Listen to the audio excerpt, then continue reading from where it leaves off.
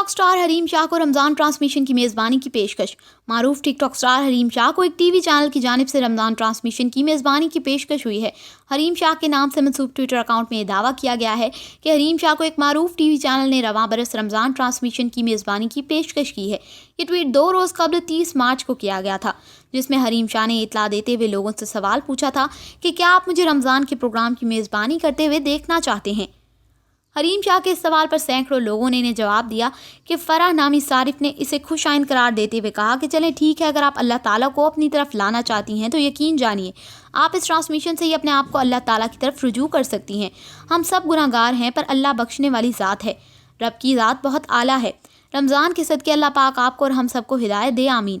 جبکہ عدنان نامی صارف نے کہا کہ اس وقت کو بھی آنا تھا کہ اللہ ہمارے دین اور ایمان کی حفاظت فرما۔